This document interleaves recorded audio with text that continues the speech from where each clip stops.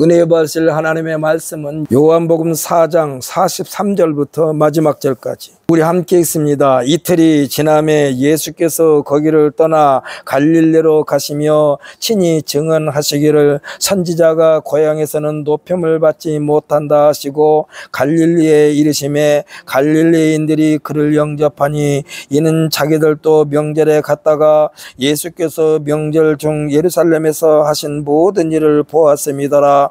예수께서 다시 갈릴리 가나에 이르시니 전에 물로 포도주를 만드신 곳이라. 왕의 신하가 있어 그의 아들이 가버나움에서 병들었더니 그가 예수께서 유대로부터 갈릴리로 오셨다는 것을 듣고 가서 청하되 내려오셔서 내 아들의 병을 고쳐 주소서 하니 그가 거의 죽게 되었음이라. 예수께서 이르시되 너희는 표적과 기사를 보지 못하면 도무지 믿지 아니하리라. 신하가 이르되 주여 내 아이가 죽기 전에 내려오소서. 예수께서 이르시되 가라 내 아들이 살아 있다 하시니 그 사람이 예수께서 하신 말씀을 믿고 가더니 내려가는 길에서 그 종들이 오다가 만나서 아이가 살아 있다 하거늘 그 낳기 시작한 때를 물은즉 어제 7시에 열기가 떨어졌나이다 하는지라. 그의 아버지가 예수께서 내 아들이 살아있다 하신 말씀하신 그때인 줄 알고 자기와 그 온 집안이 다 믿으니라. 이것은 예수께서 유대에서 갈릴리로 오신 후에 행하신 두 번째 표적이니라. 아멘. 할렐루야. 우리 한번 sap봅시다. 나는 교회의 주인입니다. 아멘. 할렐루야. 할렐루야. 교회의 진짜 주인은 하나님이지만은 그러나 우리에게 맡겨주셨으니까 우리는 교회를 섬길 때 주인의식을 가지고 섬겨야만 되는 줄 믿으시기를 예수님의 이름으로 축복합니다. 저는 오늘 본 말씀 요한복음 4장 43절로 54절 말씀을 가지고 갈릴리는 오늘날 교회다 라는 제목으로 은혜 받는 시간 되시기를 원합니다. 우리나라에 있는 유명한 산, 지금이야 북쪽 지역에 있기 때문에 자유롭게 왕래를 하지 못합니다마는 한때 남북 관계가 최고조에 달했을 때에는 개성공단에서는 북쪽 사람들이 남한에서 요구하는 물품들을 생산하여 남북이 공동으로 경제적인 유익을 얻기도 했습니다. 이때 금강산 관광이 붐이 일어나 수많은 사람들이 다녀오기도 했습니다. 이 금강산에 대한 명칭이 여러 개 있습니다. 가장 많이 불리는 금강산은 봄의 이름으로서 불교 용어에서 유래하여 온 것인데 무슨 뜻이냐? 굳고 맑은 산이라는 의미예요. 그 다음에 두 번째는 복례산이라고 부르는데 이 이름은 여름철에 불리는 이름으로 신선이 사는 산 중에 하나를 뜻한다라고 그랬습니다. 세 번째 이름은 뭐냐? 풍악산인데 가을에 불리는 이름으로 단풍이 아름다운 산이라는 의미이고, 네 번째는 개골산인데 겨울에 불리는 이름으로서 뼈대만 앙상한 바위산의 모습을 나타내는 것입니다. 이와 같이 같은 산인데 금강산, 복례산, 풍악산, 개골산, 이 중에서 금강산이라는 이름을 가장 많이 사용합니다. 왜 그럴까 하고 생각해 보니까 금강산이라는 노래가 있어요. 우리들이 너무나 잘 알고 있는 동요는 뭡니까? 금강산 찾아가자 12,000봉, 볼수록 아름답고 신기하구나, 이러한 가사말이 있고, 또 소프라노 조수미가 부르는 가곡에는 어떤 내용이냐? 누구의 주제런가? 맑고 고운 산, 그리운 12,000봉, 말이 없어도 이제야 자유만면 얻기 여밈에 그 이름 다시 부를 우리 금강산. 그래서 이 노래가 많이 유행됐어요. 그렇기 때문에 결국은 이 금강산이라는 이름이 곧 우리들이 알고 있는 이 복례산, 개골산, 풍악산의 이름입니다.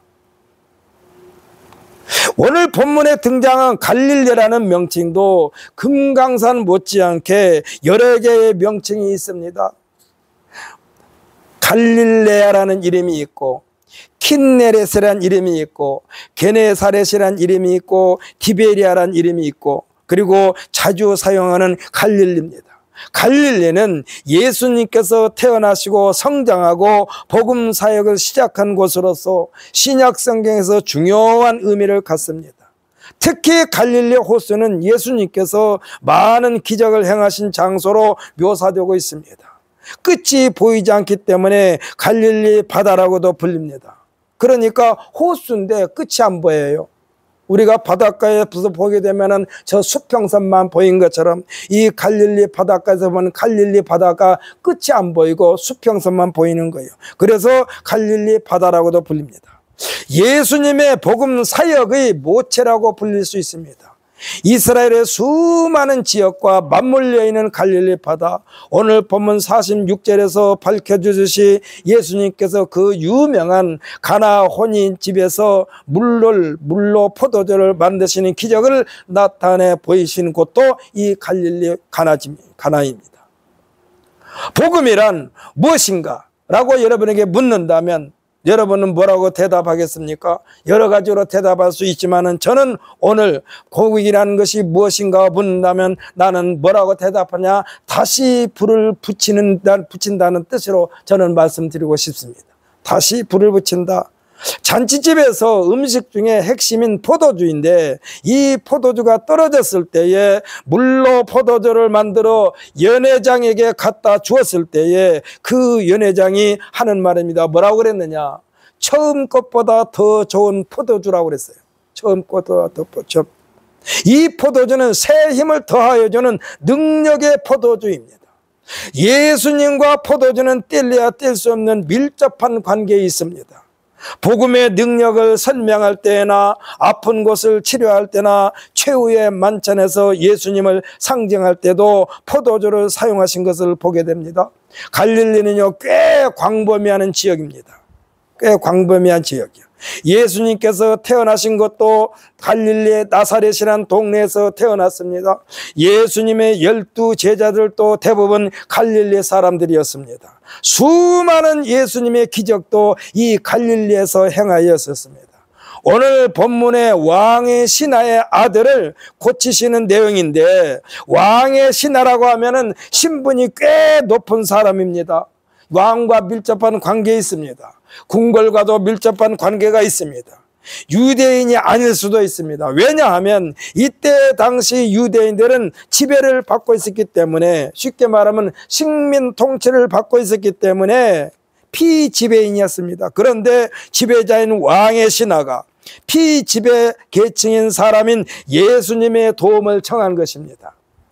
왕의 신하였기 때문에 왕궁의 의료진들에게 수없이 많은 도움을 청해 보았을 거예요. 도움을 청해 보았지만 뾰족한 수가 없었다는 것입니다. 요즘 말로 말하면은 난치병에 걸린 거예요. 죽을 병에 걸린 거예요. 왕의 신하에게는요, 선택의 여지가 없었습니다. 47절을 함께 읽어볼까요? 47절. 함께 있습니다. 그가 예수께서 유대로부터 갈릴리로 오셨다는 것을 듣고 가서 청하되 내려오셔서 내 아들의 병을 고쳐주소서 하니 그가 거의 죽게 되었습니다. 그러니까 죽을 병이 걸려가지고 지금 숨이 넘어갈 판이요. 예나 지금이나 부모님이라는 자리는, 그러니까 어머니 아버지라는 자리는요, 그 사명은 체면도 채통도 자존심도 자식에 관한 일이라면 다 무시하게 됩니다. 그래서 어머니들이 자주 쓰는 말, 남자들은 그런 말을 잘 안 해요. 어머니들이 자식들이 뒷바라지하면서 뭐라고 말합니까? 너는 공부만 열심히 해. 내가 무슨 일을 해서라도 내 뒷바라지를 할 테니까. 이것은 뭡니까? 어머니라는 자존심을 다 내려놓고 아무리 허드렛 일이라도 내가 할 테니 했어도 뒷바라지를 할 테니까 너는 공부만 열심히 해, 이렇게 말하지 않습니까? 그러니까 체면도 채통도 자존심도 다 자식에 관한 일이라면 다 무시하게 돼요. 지금 누가 누구에게 고개를 숙이면서 경의를 표하고 있습니까? 왕의 신하인 지배자가 피지배자인 예수님께 최고의 예를 갖추어서 호소하고 있습니다. 무엇 때문에? 아들이 병들어 죽게 되니까, 죽을 지경이니까 지금 숨이 깔딱깔딱 넘어가고 있는 거예요. 그래서 빨리 와서 아들을 고쳐달라고 지금 호소하는 거예요. 사랑하는 성도 여러분, 우리들이 하나님께 나올 때는요, 다 내려놓아야만 합니다. 믿으십니까? 여러분 다 내려놓고 주님 앞에 나오세요. 쉽게 말하면 그냥 빈자루를 가지고 나오세요. 가능하면 깨끗하게, 깨끗한 빈자루는 어떤 겁니까? 철저하게 회개하고 나오는 거예요. 철저하게 회개하고 나오는 거예요. 찌꺼기가 남아있는 상태에서 아무리 새 것을 넣어도 다시 더러워져요. 그래서 성경에서 말합니다. 새 포도주는 새 자루에 담는다고 그랬어. 그래서 여러분 주님 앞에 나올 때마다 철저하게 회개하고, 오늘 하나님께서 나에게 주신 은혜는 새 것이다. 그러니 새 것을 담으려면 나라는 그릇을 깨끗하게 씻고 나와야 되는데, 그것이 뭡니까? 회개입니다. 회개. 우리가 흔히 하는 말로 알고 지은 죄 모르고 지은 죄라고 말하죠. 기억나는 죄 같으면 다 주님 앞에 토설하세요. 성전 문턱을 들어서는 순간 토설하세요. 집에서 머리 감고 세수하고 옷차림 입기 전에 다 토설하세요. 주여, 오늘 주님 앞에 나가서 은혜 받으려고 합니다. 하나님의 은혜를 방해하는 어떤 악한 것도 깨끗하게 씻어 주옵소서. 제 자신의 힘으로는 불가능합니다. 아버지께서 깨끗하게 씻어 주셔야만 됩니다. 예수님의 보혈 피로 깨끗하게 씻어 주시옵소서 하고 주님 앞에 나올 때에, 이게 깨끗한 빈자루입니다. 깨끗한 빈자루로 주님 앞에 나와서 아버지께서 여기에 서 있는 주의 종을 통하여 말씀이 선포되어질 때에 아멘 아멘 하고 빈자리에 주어서 담기를 예수님의 이름으로 축복합니다. 예수님께서 그렇게 말씀하셨어요. 하나님의 아들이신 예수님께서 낮고 낮은 우리들에게 오셨다는 것은 하나님 우편 보좌를 비우시고 우리에게 오신 것입니다. 그것도 말 구유에, 이것은요 하나님의 역사 가운데 대단한 센세이션입니다. 하나님이 구태여 이 땅에 오실 필요가 없어요. 그냥 싹 쓸어버리면 되는 거예요. 마치 이 소돔과 고모라 땅을 쓸어버린 것처럼, 노아의 방류 때에 홍수로 지구 전체를 덮어버린 것처럼 하나님께서 마음에 안 들면 다 쓸어버리면 되는 것인데, 하나님은요 성경에서 말씀하신 대로 노아의 홍수와 같은 심판은 내리지 않는다고 했기 때문에 그 약속을 지키시려고 친히 우리들의 몸을 입고 사람의 몸을 입고 이 땅에 오셔서 하나하나 정결하게 하시려고 오신 줄 믿으시기를 예수님의 이름으로 축복합니다. 저는요 예수님께서 십자가상에서 돌아가실 때에 마치 이미 죽었는데도 불구하고 로마 병정이 다시 한번 확인 사살을 합니다. 그것이 뭡니까? 긴 창으로 옆구리를 찔렀을 때에 남아있는 피와 물이 솟구쳐서 아마 분수처럼 솟구쳤을 거예요. 그러면서 땅바닥에다 쏟아냈습니다. 저는 이 장면을 생각하면서 예수님께서 흘리신 피, 땅바닥에 적셔진 피는 지구촌에 사는 모든 사람들이 이 예수님의 피를 시인하고 고백하는 자에게는 다 구원의 문을 활짝 열어놓으신 줄 믿으시기를 예수님의 이름으로 축복합니다. 이것이 뭐냐? 내가 다 이뤘다고 하신 거예요. 다 이루었다. 예수님은 예수님께서 말씀하신 대로 성경에 기록된 것을 다 이루시려고 오신 거예요. 전부 다 자기 자신을 내려놓았습니다. 예수님께서 우리에게 오신 것에 비교하면 왕의 신하가 예수님께 나온 것은 당연합니다. 어찌됐건 예수님께서는 겸손한 왕의 신하의 태도로 말미암아 궁유를 베푸신 것입니다. 사랑하는 성도 여러분, 우리들은 조금 알고 있는 것을 크게 불려서 상대방을 움츠려 들게 하는 것이 우리들의 보편적인 삶의 방법이 아닙니까? 조금 알고 있으면서 많이 알고 있는 것처럼, 마치 동물의 왕국에서 천적이 나타나면 최대한으로 자신의 몸을 불려가지고 위협해보지만 결과는 뻔합니다. 아무리 위협해봐도 천적에게는 다 잡아먹히게 돼 있어요. 약육강식의 세상에서 하나님의 긍휼은 겸손한 자에게 그 진가를 나타내 보인다는 사실을 명심하시기를 예수님의 이름으로 축복합니다. 절대로 교만해 가지고는요 하나님의 은혜를 받아들일 수가 없어요. 겸손해야만 됩니다. 겸손은 하나님의 도움을 청하는 것이고, 겸손은 하나님께서 우리에게 긍휼을 베풀어 주시는 것이고, 하나님께서 꼭꼭 감춰 놓았던 것도 우리의 겸손한 마음을 보시면서 풀어 헤쳐서 우리에게 안겨주시는 줄 믿으시기를 예수님의 이름으로 축복합니다.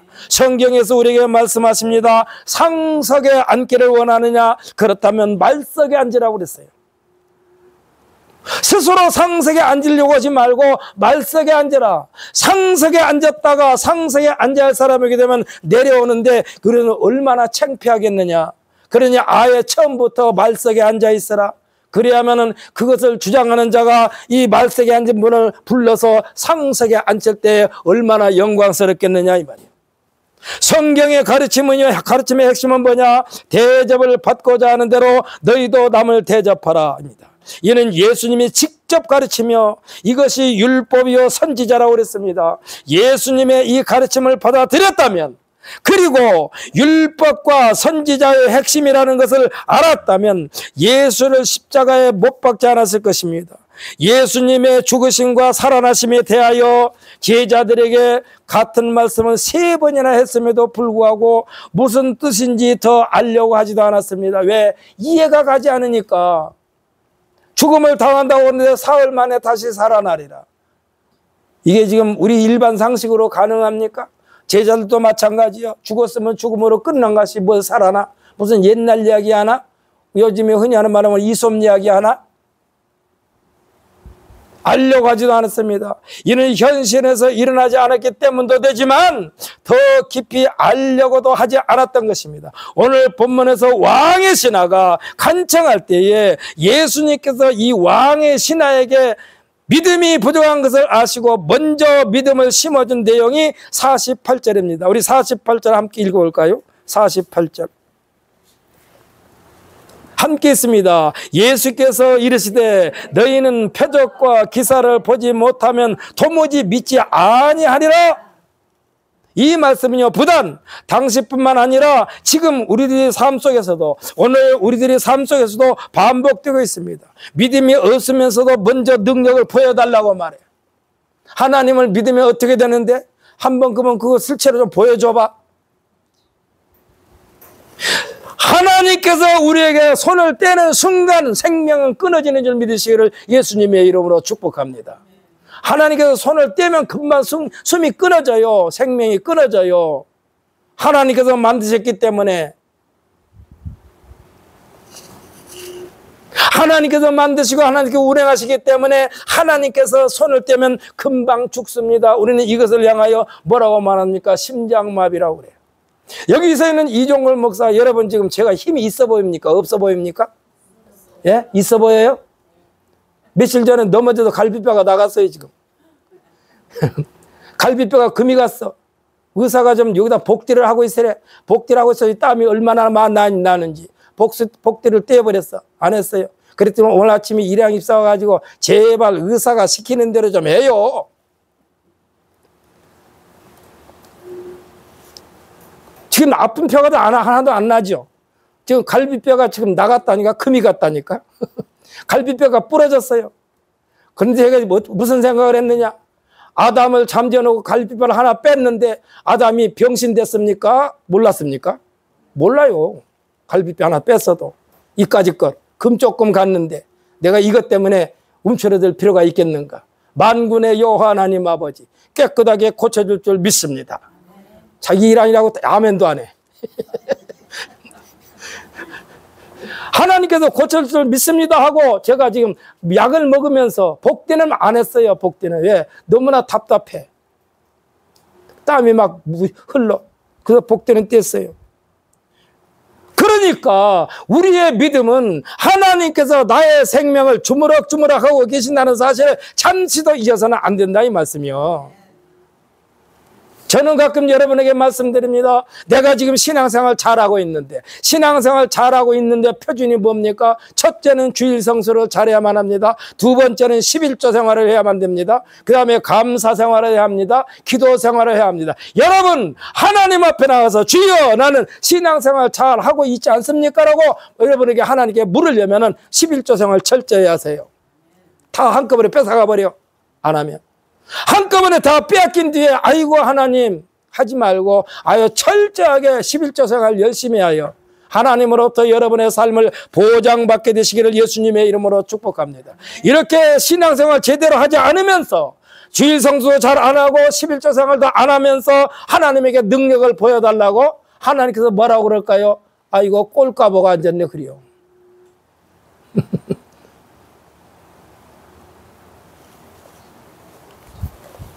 그런데요, 제 경험으로 보면 기사와 표적을 나타내 보여주었는데도 불구하고 사람들의 믿음은 금방 식어 싸늘한 상태로 돌아가 버리는 것을 참 많이 보았습니다. 여러분, 우리들이 냄비 신앙을 가져서는 안 돼요. 냄비 신앙을 가서는 안 돼요. 어떤 신앙을 가져야 하느냐? 돌솥 신앙을 가져야 돼. 돌솥 신앙. 돌솥 신앙은 어떤 신앙입니까? 한번 뜨거워지면 식으려면 시간이 많이 걸려요. 냄비 신앙은 금방 식어버려. 금방 식어버려. 하나님께서 표적을 나타내 보였는데 불구하고 그 믿음이 금방 식어가지고 싸늘한 상태가 돼. 여기서 싸늘한 상태는 뭐냐? 믿지 않은 사람과 똑같이 해버리는 거예요. 그리고 성도들 앞에 나와서 눈물을 흘리며 간증까지도 한 사람이 교회를 떠난 사람은 의외로 많습니다. 저는 그래서 간증을 함부로 하지 말라고 그래요. 왜? 간증한 것만큼 신앙생활을 열심히 해야 되는데 식는다니까. 제가 그래서 우리 목사님들이 가끔 이 성지순례를 갑니다. 1년에 한 번씩, 2년에 한 번씩. 우리 지방에서도 몇 번 가는데 저는 안 갔어요. 안 가고 못 갔어요. 왜 안 가고 못 갔느냐? 나는 새벽 예배를 절대로 비우지 않겠습니다. 평신도 때도 새벽 기도를 빠지지 않았는데 목사가 돼가지고 새벽 기도를 빠지면 안 되겠다. 그래서 절대로 새벽 기도 어디 가서 잠자고 오는 데는 안 가. 그런데 내가 하는 말씀이 있습니다. 성지순례를 100번 1000번 갔다 오면 뭐합니까? 갔다 가기 전이나 갔다 와서나 똑같은데 성지순례를 갔다 왔으면 신앙의 판도가 바뀌어야 돼요. 성지순례를 갔다 왔으면 하나님의 놀라운 일을 직접 눈으로 확인했으니까 더욱더 신실하게 신앙생활을 해야 돼요. 나 자신을 100% 내려놓아야 돼요. 그런데요, 그렇지 않더라고. 욕심이 더 생겨. 사랑하는 성도 여러분, 아무리 눈물을 흘리며 간증했다 할지라도 그 간증하는 것을 끝까지 유지해야만 되는 줄 믿으시기를 예수님의 이름으로 축복합니다. 사도 바울 선생은 간증 딱 한 군데 했어요. 그것도 구체적으로 하지 않았어요. 그가 말하기를 내가 몸 밖에 있었는지 14년 전이라고 말하면서 내가 내 몸 밖에 있었는지 몸 밖에 있었는지 나는 알지 못하거나 그때 그 사실을 보니까 그게 천국이더라 이거요. 자기가 직접 천국을 봤다. 내가 몸 밖에 있었는지 몸 안에 있었는지 모르지만 놀라운 하늘나라 천국을 보았다. 그렇기 때문에 자기 생명을 다 내놓으면서 끝까지 믿음의 절개를 지켜 결국은 순교자의 반열에 선 사람이 사도 바울 선생이야. 간증을 안 했어요. 그거밖에 안 했어. 구체적으로 하지 않았어요. 여러분에게 혹시 하나님 앞에 기도할 때 하나님 제가 갈 천국을 한 번만 보여주세요 하면 여러분 기도해 보셨나요? 저는 천국을 보고 왔어. 그보다 더 좋은 것이 비교할 데가 없어. 그러니까 나는 목사로서 해야 할 일을 해야 되겠어. 끝까지. 여러분에게 구체적으로 말을 못해요. 세상에는 언어를 다 동원해도 설명이 불가능해. 무조건 좋아요. 무조건 좋아. 천국이 무조건 좋아. 이보다 더 좋은 것이 없어. 금강산 찾아가자 12,000봉. 여기도 금강산 거기에 비교도 안 돼. 너무너무 좋은 것이 천국이야. 그래서 천국이 이거구나. 하나님께서 나에게 보여주셨으니 그곳에 가야지. 그곳에 들어가려고 하는데 검색돼서 종거라 이종걸 목사야. 너는 여기에 들어올 자격이 없다 하면 어떻게 될까? 여러분도 기도하면서 하나님 내가 갈 천국 한 번만 보여주세요. 한 번만 보여주세요. 그래서 하나님께서 기뻐하시는 삶을 살 때 하나님으로부터 보장받는 우리 모두가 될 줄 예수님의 이름으로 축복합니다. 분명히 말씀하셨습니다. 여호와를 의지하라. 그는 너의 도움이시오 방패시로다. 이 말씀을 이스라엘 백성들에게 했고 주의 종들에게 했고 여호와를 경외하는 자들에게 한 거예요. 누구에게만 국한된 것이 아니라 여호와를 의지하라. 그는 너의 도움이시오 방패시로다.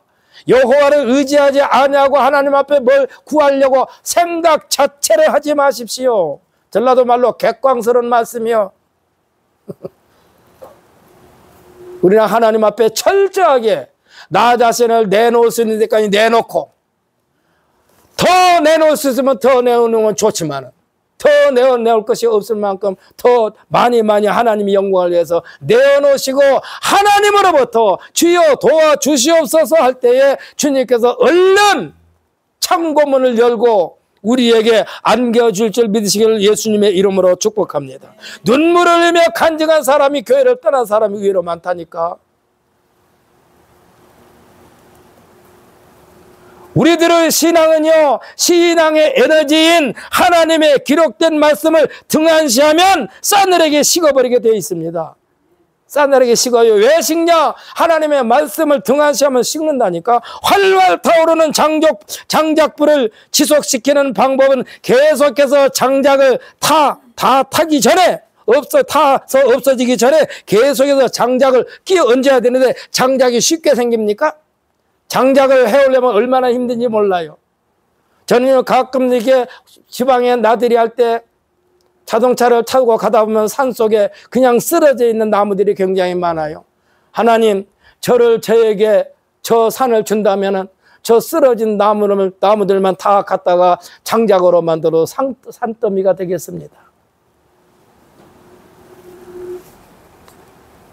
장작을 준비하는데 얼마나 힘듭니까? 땀 흘리지 않고 장작이 만들어집니까? 계속해서 장작불을 타오르게 하려면 장작을 계속해서 우리가 만들어야 돼요. 만들어야 돼. 장작불을 계속해서 활활 타오르게 하는 방법은 장작을 계속해서 끼워 얹은 방법 외에는 없어요. 본문의 왕의 신하의 태도를 보십시오.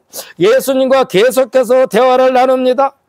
실오라기만한 자신의 믿음이 예수님으로부터 책망 섞인 말씀을 들으면서 점점 믿음의 농도가 짙어지자 예수님께서 결정적인 말씀을 합니다. 그 말씀이 50절 말씀인데 우리 한번 50절 말씀 읽어볼까요? 함께 있습니다. 예수께서 이르시되 가라, 내 아들이 살아있다 하시니 그 사람이 예수께서 하신 말씀을 믿고 가더니. 아멘, 할렐루야. 이 왕의 신하의 발걸음이 얼마나 가벼웠을까요? 얼마나 가벼웠을까? 우리들이 일상생활 속에서도 우리가 시작한 일들이 잘 매듭지어지는 것을 확신하게 되면 날아갈 것 같은 기분을 참 많이 체험하지 않습니까? 하나님의 말씀은 그렇습니다. 왕의 신하는 예수님의 첫 번째 기적을 펼치셨던 곳, 물을 포도주로 변화시키셨던 예수님을 갈릴리 가나에서 만나게 된 것입니다. 이것은 뭐냐? 교회를 갔다는 얘기요. 교회. 제가 그랬잖아요. 갈릴리는 오늘날 우리 교회다. 지금 이 왕의 신하가 예수님을 만나려고 가나로 지금 이 갈릴리로 간 거예요. 오늘 설교 제목이 갈릴리는 오늘날 교회다라고 정한 것은 하나님의 놀라운 역사는 하나님의 말씀이 선포되어지고 마음을 다하고 정성을 다하여 거룩한 마음으로 예배하는 성전에서 많이 일어나기 때문에 성전 중심의 신앙생활을 성도들에게 요구하는 것입니다. 예수님은 분명히 교회에 대하여 내 집은 만민이 기도하는 집이라고 했습니다. 기도는요, 하나님과 은밀하게 만나는 시간인 줄 믿으시기를 바랍니다. 여러분 우리 교회 문이 항상 열려 있어요. 답답할 때 걱정하지 말고 걱정이 이렇게 밀려오면 얼른 교회에 와서 기도하십시오. 문이 열려 있다니까. 여러분 걱정 근심해봐 아무 소용없어. 괜히 나의 모습만 한심해져. 그래, 걱정스러운 일이 있습니까? 근심한 일이 있습니까? 얼른 교회에 나와서 주여, 내가 이거 때문에 지금 걱정이 됩니다. 근심이 됩니다. 나에게 평안을 주시옵소서. 예수님께서 말씀하지 않았습니까? 공포에 질려있는 제자들을 찾아가셔서 부활해서 첫 번째 하시는 말씀이 뭡니까? 너에게 평강이 있을지어다. 여러분 아멘으로 크게 대답하시기 바랍니다. 여러분에게 평강이 있을지어다.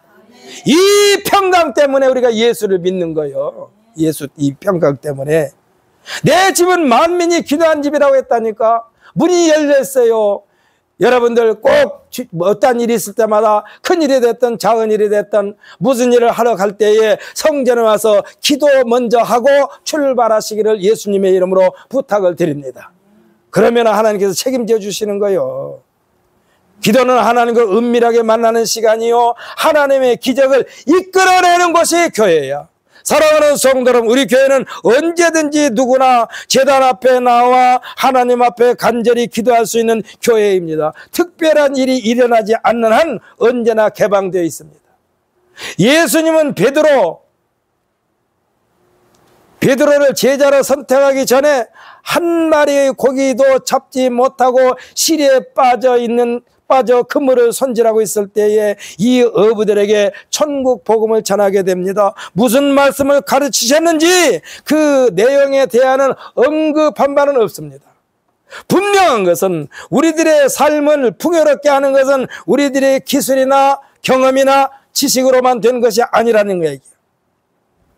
예수님께서 이 어부들에게 말씀하신 것이 갈릴리 호숫가라는 것입니다. 처음에 말씀을 드릴 때에 갈릴리라는 이 바다에 대하여 여러 가지 명칭이 있다고 제가 말씀드렸지 않습니까? 어부들에게 말씀을 가르칠 때 누가복음 5장 1절에서 1절 이하에 보면 뭐라고 그러냐? 게네사렛 호숫가라고 그러죠. 게네사렛. 예수님께서 게네사렛에서 말씀을 가르치실 때에 고기 잡는 방법을 가르치셨을까요? 고기 잡는 방법을 가르치지 않았어요.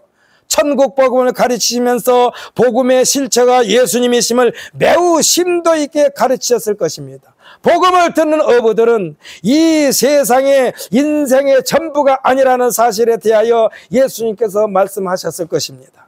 이때 배에 오르셔서 말씀하셨기 때문에 배 주인인 베드로, 이때 이름은 시몬입니다. 이 시몬은 예수님의 말씀을 끝까지 들었을 것입니다. 왜? 자기 배를 내줬기 때문에 중간에 배를 뺐을 수는 없잖아요. 계속 끝까지 들었을 것입니다. 말씀이 계속되는 순간 예수님의 말씀에 푹 빠져드는 거예요. 푹 빠져드는 거예요. 누가요? 이 시몬이. 다른 사람들은 그물을 손질하여 다시 고기 잡으러 갔을 수도 있습니다. 시몬은 저분 곧 예수님의 말씀을 들으면서 앞으로 자신의 인생 여정에서 저분의 말씀에 순종하면서 살아야지 하면서 첫 번째 자신에게 무슨 말씀을 하실까 기대하고 있었을 것입니다. 어디서요? 게네사렛, 곧 갈릴리 교회에서 그랬다는 얘기예요. 예수님께서 말씀하신 장소는 어디가 됐든지 간에 그곳이 교회인 줄 믿으시기를 바랍니다. 분명히 우리가 찬송가도 있지 않습니까? 초가나 궁궐이나 우리 주님이 계신 곳이 천국이라고 그랬어. 그래서 교회는 예수님이 계신 곳은 어느 곳이나 교회야. 특히 저 미국에서는 흑인을 굉장히 인종차별을 많이 하지 않습니까? 흑인 집사님이 어디를 가다가 하필이면 주일날이기 때문에 가지 않고 교회에 들려서 예배에 참석하고 가야지 하고 들어가려고 하니까 이 교회 앞에서 백인 안내자가 가로막습니다. 여기는 백인들만 들어오는 곳이다. 그리고 하도 억울해가지고 밖에서 그냥 안에서 들려오는 목사님 말씀이나 들어야지 하고 밖에서 쪼그리고 앉으면서 하나님 앞에 기도했습니다. 하나님, 저 교회에 참석하고 싶은데 못 들어가게 해가지고 여기 앉아 있습니다. 그랬더니 하나님께서 환상 중에 뭐라고 하지 아십니까? 나도 그 교회에 한 번도 들어간 적이 없다 그랬어요. 이건 교회가 아니에요. 나도 그곳에 한 번도 들어간 적이 없다.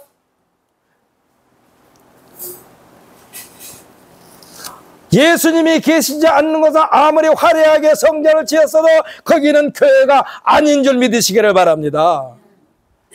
예수님이 계셔야만이 교회고 예수님이 계셔야만이 천국이요. 갈릴리 호숫가에서 지금 예수님의 말씀을 전하시기 때문에 이 갈릴리가 곧바로 예수님이 계신 곳이기 때문에 교회입니다. 말씀을 마치신 후에 마치 배를 잠깐 빌린 것에 대한 보상이라도 하듯이 배의 주인 되는 시몬에게 말씀을 하셨는데 상식을 뛰어넘는 말씀을 하신 것입니다. 그 내용이 누가복음 5장 1절로 11절의 내용입니다. 여기에서 중요한 것은 일반 상식으로 보면 고기 잡는 데는 도 같은 사람이 시몬인데 이 시몬이 예수님의 말씀에 순종했다는 것입니다. 예수님은 고기 잡는 것과는 아무 상관이 없는 분이요. 그런데 말씀을 마치고 나서 베드로에게 이 지금 고기를 잡으라고 가르쳐 주는 거예요. 이것을 한번 찾아서 읽어볼까요? 누가복음 5장. 신약성은 95페이지입니다. 누가복음 5장 1절부터 11절까지.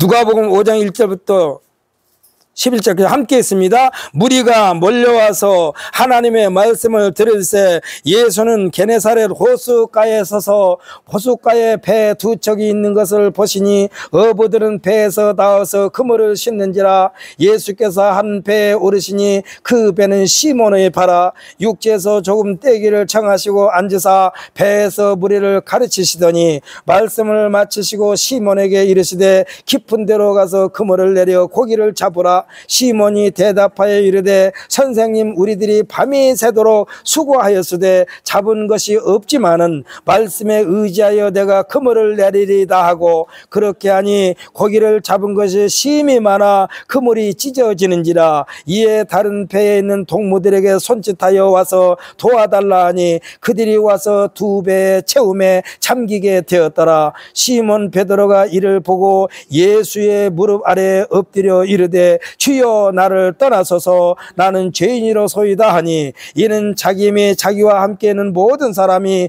고기 잡힌 것으로 말미암아 놀라고 세베대의 아들로서 시몬의 동업자인 야고보와 요한도 놀랐음이라. 예수께서 시몬에게 이르시되 무서워하지 말라. 이제후로는 네가 사람을 취하리라 하시니 그들이 배들을 육지에 대고 모든 것을 버려두고 예수를 따르니라. 아멘. 할렐루야. 갈릴리 교회에서 기적이 일어난 것입니다. 이 기적의 주인공이 베드로이고, 이 베드로가 예수님의 수제자, 이 베드로가 훗날에 교회의 시작이 된 것입니다. 그래서 캐토릭에서는요, 이 베드로가 일대 교황으로 그들이 말을 해요. 일대 교황. 예수님께서 제자들 앞에서 대표로 한 신앙 고백은 완벽한 신앙 고백이었습니다. 오늘날 우리들도 이 고백을 말미암은 신앙의 기초가 되어야만 합니다. 유명한 고백 뭡니까? 아주 간단해요. 주는 그리스도시요 살아계신 하나님의 아들이시니이다. 여러분 저를 따라 한번 해보십시오. 주는 그리스도시요 살아계신 하나님의 아들이시니이다. 믿으십니까? 이거를 믿어야 돼요. 그리고 따르는 거예요. 예수님은 베드로의 신앙 고백을 받으시면서 하신 약속의 말씀입니다. 바요나 시몬아, 네가 복이 있도다. 이를 내게 알게 한 이는, 내게 알게 한 이는 혈육이 아니요 하늘에 계신 내 아버지시니라. 내가 내게 이르노니 너는 베드로라. 내가 이 반석 위에 교회를 세우리니 음부의 권세가 이기지 못하리라. 내가 천국 열쇠를 내게 주리니 네가 땅에서 무엇이든지 매면 하늘에서도 매일 것이요 네가 땅에서 무엇이든지 풀면 하늘에서 풀리리라 하신 것입니다. 사랑하는 성도 여러분, 우리들은 언제 어디서나 매는 삶이 되지 말고 푸는 삶이 됨으로써 예수님의 팔복 가운데 7번째인 화평케 하는 자는 복이 있나니 저희가 하나님의 아들이라 일컬음을 받을 것이며 했으니까 이와 같은 사람이 되시기를 예수님의 이름으로 축복합니다.